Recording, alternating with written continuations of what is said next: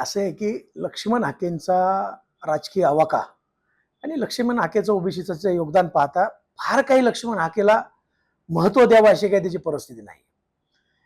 काल त्यांनी असं सांगितलं की जरांगे पाटलाला शरदचंद्रजी पवार साहेब स्पॉन्सर करतायत. तुम्ही सर्वजण पाहताय, संपूर्ण महाराष्ट्र पाहतोय. या महाराष्ट्रातला संपूर्ण मराठा समाज हा उत्स्फूर्तपणे जरांगे पाटलाच्या पाठीमागे त्यांच्या आंदोलनामध्ये उभा आहे. कुणी जरांगे पाटलाला स्पॉन्सर करावं एवढं काही ते आंदोलन लहान नाहीये. पण तो लक्ष्मण हाकेला कोण स्पॉन्सर करत आहे हे अख्ख्या महाराष्ट्राने पाहिलंय. लक्ष्मण हाके साहेब आपल्याला पैसे घेताना लोकांना पाहिलंय. आपल्या ओबीसीच्या इतर नेतृत्वावरती टीका करताना आपल्याला लोकांनी पाहिलंय. तेव्हा लक्ष्मण हाकेंनी पवार साहेबावरती टीका करणं हे सूर्याकडे पाहून थुंकण्यासारखं आहे आणि हे उद्योग लक्ष्मण हाकेंनी करू नये अशी माझी त्यांना विनंती आहे.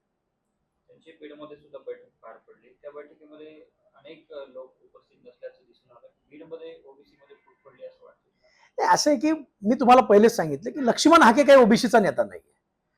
बीड सारख्या जिल्ह्यामध्ये, ज्या जिल्ह्यामध्ये ओबीसी समाज हा प्रामुख्यानं मोठ्या प्रमाणावरती आहे, तिथं लक्ष्मण हाकेची बैठक होते. त्या बैठकीला 5-10 हजार तो ओबीसी बांधवांनी यायला पाहिजे.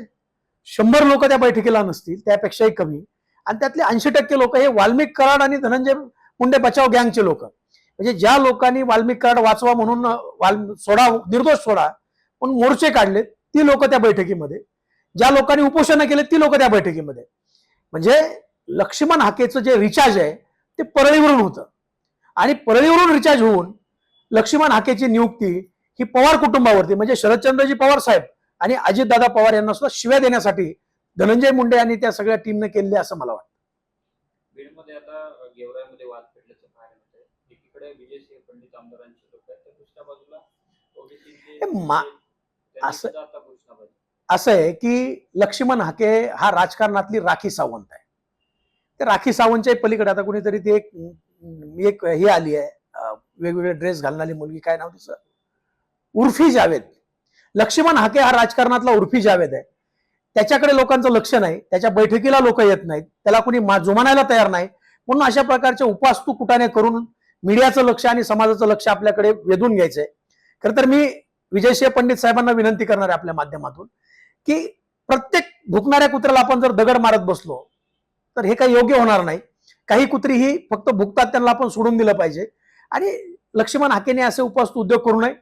मराठा ओबीसी मध्ये वाद लावायचे उद्योग लक्ष्मण हाकेने करू नये. आणि माझी तर प्रशासनाला विनंती आहे की हा जो माणूस आहे, हा माणूस या जिल्ह्याची कायदा आणि सुव्यवस्था बिघडवण्यासाठी आलेला आहे. त्याच्यावरती तात्काळ कारवाई करावी आणि त्याला बीड जिल्ह्यामध्ये येण्यासाठी बंदी घाला.